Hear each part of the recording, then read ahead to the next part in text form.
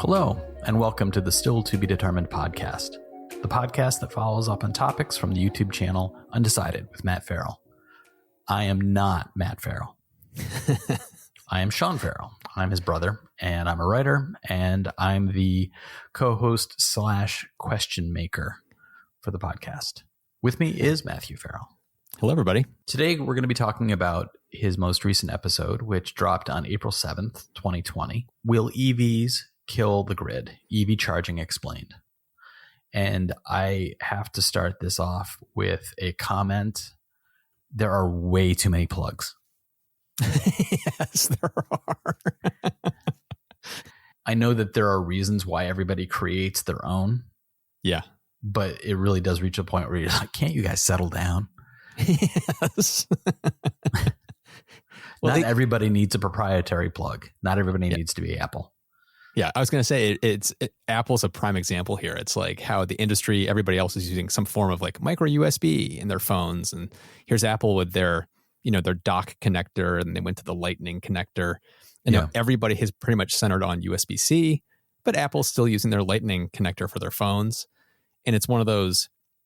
The reason Apple went that way was because there were certain things they wanted to be able to do with their connector that the standards couldn't do. So they just created their own. Right. But at this point, USB-C has kind of matched what you can do with a Lightning connector. So at this point, it's like, why are you still using it when there's this industry standard format now that it's actually entirely does it all? possible that I made this up in my head, but isn't Apple moving toward USB-C? It seems, their iPads now, like the iPad Pros, now use USB-C. And so now it's like everybody's waiting for the other shoe to drop and for them to finally do it with their phones. But for some reason, they still haven't done it yet. And we were expecting maybe they'll do it this year, and they didn't. So maybe they'll do it next year. And who knows? It's one of those, come on, just get with the program. Everybody's doing USB-C. Yeah. And that's the same thing with cars now. It's why is everybody doing their own thing? And it's like I kept waiting for you to show a plug, which was like you had one that was, like here are 3 small dots and 2 large dots below, and then here's one that's 3 small dots and 2 large dots above, and here's one that's 3 small dots and 4 large dots below. And I kept waiting for you to show one that was going to look like a squid. It was just going to be like 10 small dots all on their own tentacles that were all connected to a main hose. And it was just like, we're just being different. It's the very first EVs, there was no fast charging. There was no DC fast charging. So it was always having to convert like the AC. So the original, like the J1772 plug, it can't do DC. It's only meant for AC. That's the amount of power. That's how it's designed. And so it's like there was that technical limitation, which is why, this CHAdeMO format was created that was used in Japan and started to come out over here in the United States for fast charging. And Tesla was just like bypass that, doing the Lightning plug for their cars, where it's like, we're going to create one plug that'll work the spectrum of what we needed to do. Right. And it took the rest of the industry a long time to circle back and come up with some kind of plug standard that can do both. I did notice that there in the comments, there were you had some good discussion going on here. And again, similar to what we talked about last week with your live stream, your viewers seem to get into nice discussions with each other, which is really neat to see. Yeah. There were some comments that were raising issues about your use of the terminology around kilowatts per hour, and it seemed like there was some confusion about what you were trying to say. Is there anything you wanted to clarify around that? Yeah, I do take a little bit of blame for this. I don't think I may have been as clear as to what I was actually trying to get at, but I was trying to equate time as how long it will take you to charge your car, which is why I was using kilowatts per hour. And people were calling me out saying, it's just kilowatts. And it's like, well, yeah, when you're talking about a battery pack, like the battery pack in your car might be 50 kilowatts. And when you plug it into a DC fast charger, if that DC fast charger is providing 100 kilowatts of power, that means it'll provide 100 kilowatts over the course of an hour back into the battery, which means it would take 30 minutes to charge from 0 to 100 because it was a 50 kilowatt battery pack. And so I was using it as a reference for time. Like if you're charging at, mom and dad's house in Rochester in their garage, I'm getting 2 kilowatts off of their household outlet. And my Model 3 has a huge battery. And I was just trying to equate, like, you can expect to add 2 kilowatts to your battery every hour. So you're adding 2 kilowatts per hour.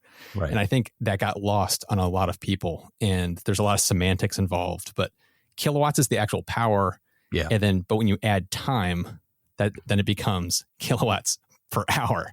So I was not misusing it. I don't know if it came through as clearly as I meant it to. I was trying to, instead of saying adding 50 miles in an hour, I was using, you're adding, 10 kilowatts. It's like you're trying to, if you were using a combustion engine and you were measuring the amount of time that was passing on the trip per gallon, it wouldn't be, you could equate, you could create an equation that would tell you that information, but it doesn't mean that you'd be saying anything about how much energy each gallon of gasoline provides you. It's just you're using it to calculate time. You're not using it to calculate energy.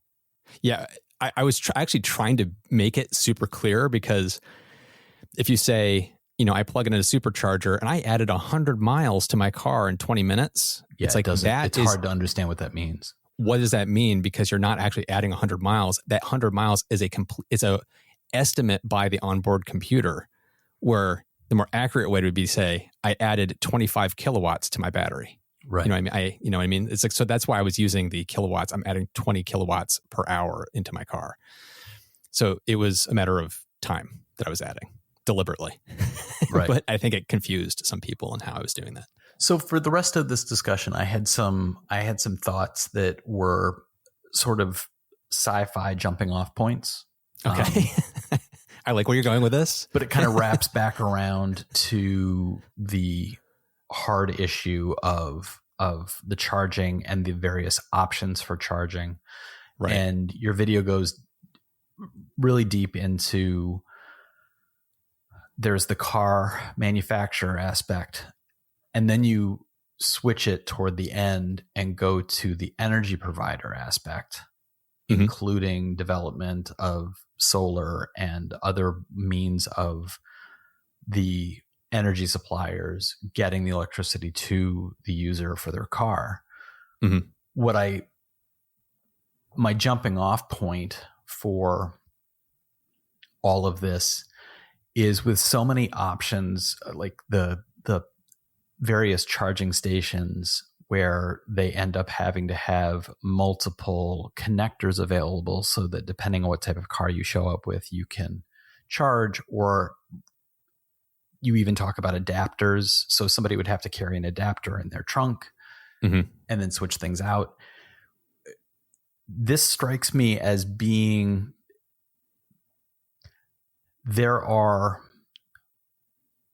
hard technological engineering aspects that are real world, that go beyond, I got a Betamax player or I got a VHS player, because there's lots of infrastructure that has to be built around these things.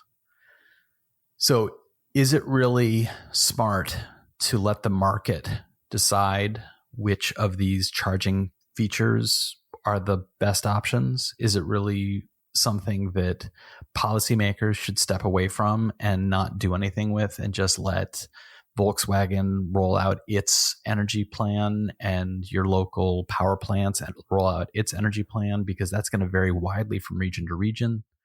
And is it possible that somebody 10 years from now, 15 years from now, might buy a car in New York and then move to California and not be able to charge their car, because the features available in different regions will be so widely different?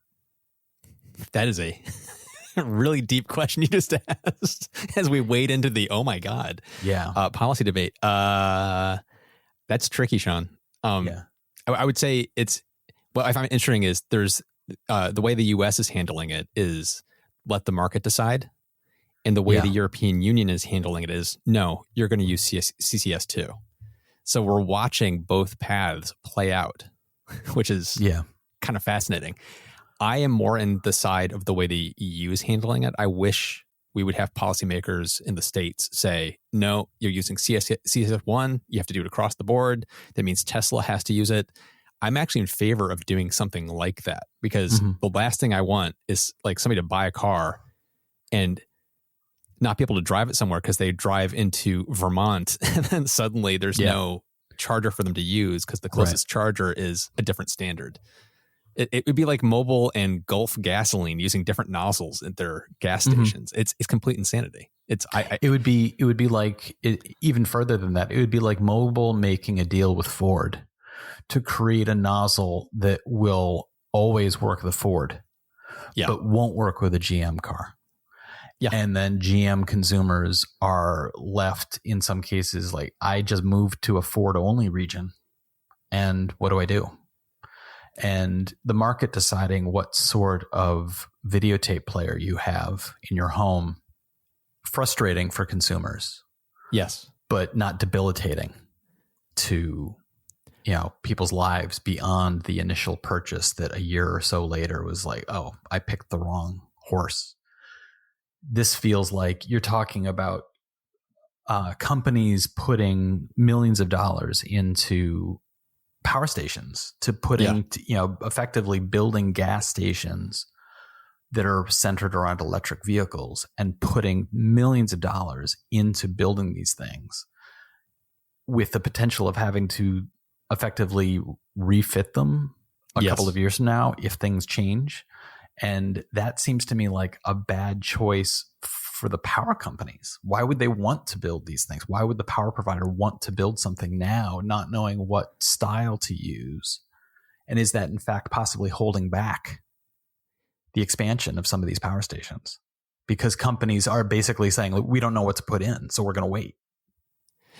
I don't know if it's going to delay things, but it's going to add cost. Like you point out, it's like you have to retrofit things. So like in the EU, Tesla had to retrofit their superchargers to put CCS2 plugs on their superchargers.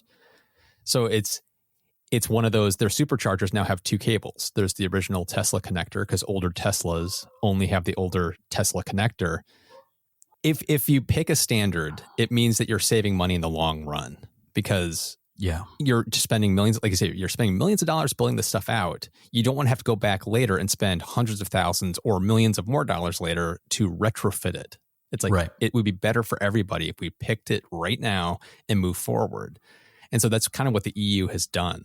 They've set a standard which will make it not only easier for consumers, but it will actually make it easier for manufacturers and for charging station installers because for car companies, the more SKUs, the more variations you do on a car or any manufacturing, it adds cost. Of course. So it's kind of like, how you have to build a car for, driving on the right-hand side of the road, and you have to build a car for driving on the left-hand side of the road. It's like that adds complexity to the manufacturing and cost.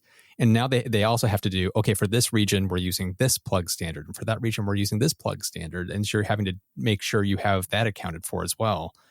It'd be so much better if we could just standardize behind one thing, and it would make it simpler for everybody across the board. And then it also provides for opportunities for best practices to be carried over through all vehicles. Yeah.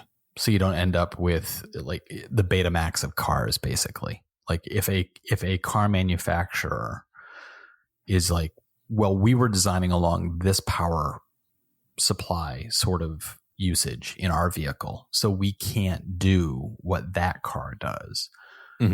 It's going to require development of either new technology or potentially licensing from a different car company. Yeah. Tesla might end up providing services to other car companies in order to standardize the service. And I think it's worth that if you end up with the options of you pull into a power supply place and everything's going to work, because otherwise you end up with it continues to give the impression that this is a cobbled together industry. Yes. Where it looks like, look, I've got an EV and all I have to do is pull this extra hose out of my trunk and then connect it to this connector and then connect this to my car. And then, it adds hassle and it adds annoyance to something that's supposed to be as easy as driving a combustion engine. There was an interesting comment. I can't remember who it was, that they brought up in some not superchargers, but some chargers in Europe, there is no cable attached to the charging station. You have the cable in your car. So you pull up to the charging station, you pull the cable out and just plug it in to basically the charger and then your car. That kind of sidesteps the, as long as the charger has a standard way to plug in, any manufacturer can do whatever they want for the other end. Right. So that's one way to sidestep it. Even though I'm advocating for one standard, as a Tesla owner, I can tell you Tesla owners don't really care about any of this because the supercharger network is so well distributed, and that one charging port is so small and tiny, and it works across the board from your home to supercharger stations. It's a great user experience for a Tesla owner. We don't care. Right. You know what I mean? Because we are already kind of enjoying a really good user experience around it.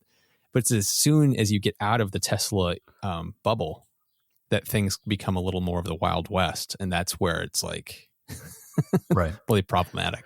I want to jump off of that to another one of my questions, which I mentioned earlier. I'm thinking along the lines of a sci-fi writer. So Back to the Future. Oh, yeah. They take the half-finished can of Coke, the banana peel, all the garbage, and they shove it in the top of the car at the end. Power supply is effectively the car itself. Yeah. That there's a thing in the car so that it's not. And I'm reminded of the video that you had about the charging option, which is the wireless charging option, where you would just park over a charging device and your car would link up with it. Have you heard of any charging options which are effectively car centered? Like, I know that the solar technology is not nearly powerful enough at this point where you would have a solar panel on your car and you'd never have to plug in. Yeah. But are there any options that are being worked on that would be your car is basically in isolation and you do not need to plug in? Yes. Solar panels today are definitely not powerful enough. But there is a company in Europe. I can't remember the name of the company. I'd have to look it up. But they are building a car that is basically covered in solar panels, and it generates its own electricity. But the amount of electricity it generates over the course of a day, it would not be like driving long distances. It would be meant more for a daily driver. Mm-hmm. Like you're driving around town, so you're driving maybe 20, 30 miles a day, and the car is kind of taking care of itself. Mm-hmm. The Cybertruck is actually going to have an option for a solar panel on the back. It has a retractable roof that goes over the truck bed. And so there's going to be an option, an upgrade option to have that retractable roof actually be a solar panel. Mm-hmm. And Elon has said it will add 15 to 20 miles to your car over the course of a day. So imagine like if I got a Cybertruck, I work from home, so I don't drive that much anymore. If I drove, 10 to 15 miles in a week, it's kind of a lot for me. But imagine me having a Cybertruck parked in front of your house would effectively keep it always charged. I would never, ever have to plug my Cybertruck in, ever. It's like I could just get in, drive around town, get my groceries, do trucking around a little bit, and then kind of come home. And then over the course of the next 2 days, because I'm not driving, it's completely topped itself off, and I can do it all over again. Yeah, it's one of those. A Cybertruck with a solar panel could be ready for the zombie apocalypse. Right. Again, so it's sci-fi. I think what you're getting at is today it's not possible to get a car that can really, really satisfy everybody's needs, that's self-sufficient. But there's the seed of that is starting. And it's like, as this gets better, I can see a day in the future, like the sci-fi future, like 50 years from now, you'll never plug in your car at all. It's like your car will just... In fact, a you probably world own a car where no one plugs in their car. It just gets its electricity through the airwaves or from the sun or something. Right. It's like it's gonna do things that we can't imagine right now. I think it says a lot about you as who you are, as like a car guy or a truck guy, that you just referred to it as trucking around. I have never owned a truck. Yeah. I'm not a truck guy. Matt's not the guy with his shirt sleeves rolled up and a lot of grease on his face. I've just been working on the old car. What are you going to do? I'm going to be trucking around later. I'm the guy that like goes to the hardware store and picks up one bag of mulch. I'm like, ooh, that's heavy. Yeah. Puts it back down. Yeah. What are you doing? Mulching around. I wondered if there was ever a vision of this kind of vehicle, meaning an EV, where you would actually swap out battery packs. Yeah, there are. There are. Tesla played around with that idea.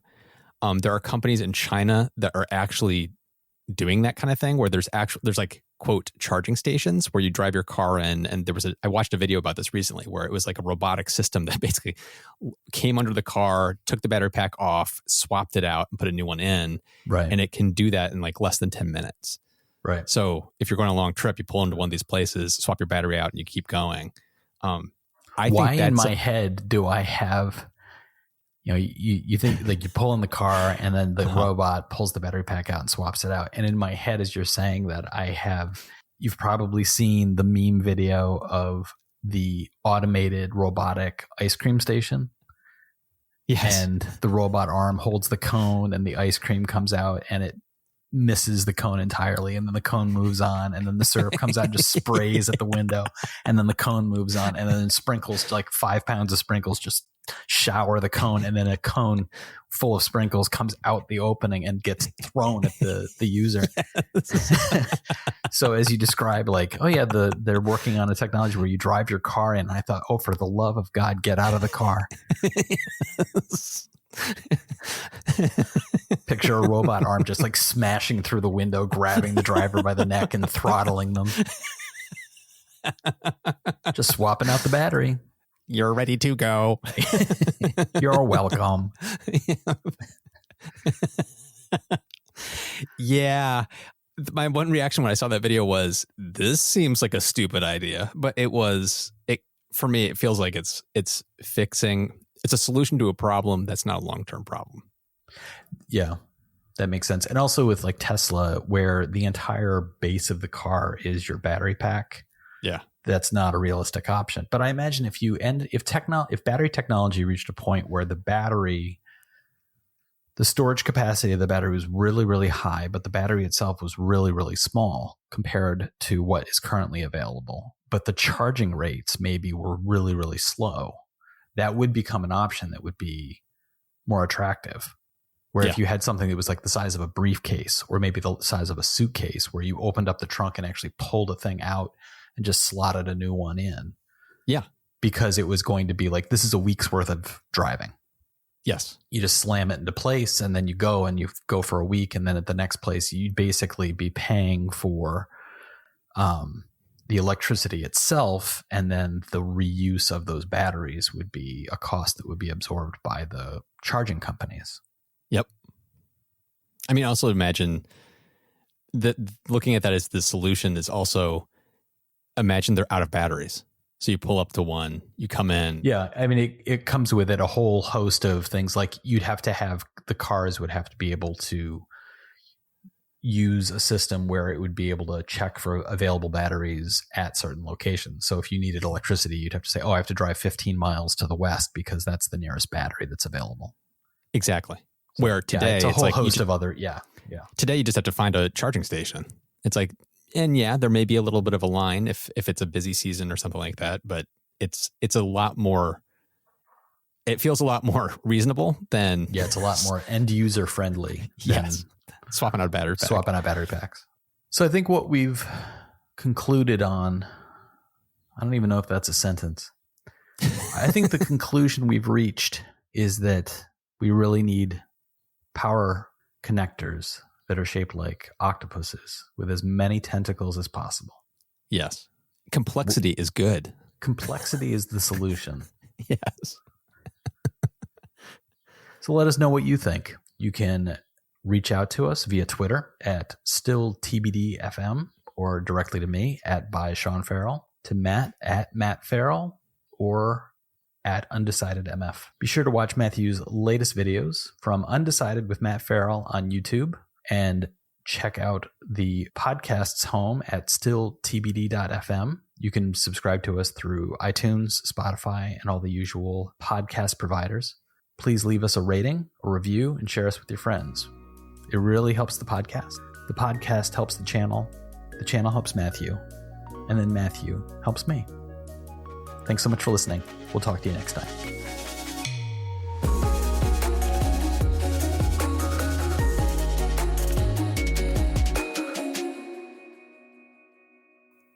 My dog is losing her mind right now. She feels very strongly, I understand, about Tesla. Yeah, don't get her started on CCS2. Oh, man, she can't stand it. Yeah. It's so big. Why is it so big? The Tesla one's so small. Is that a mailman?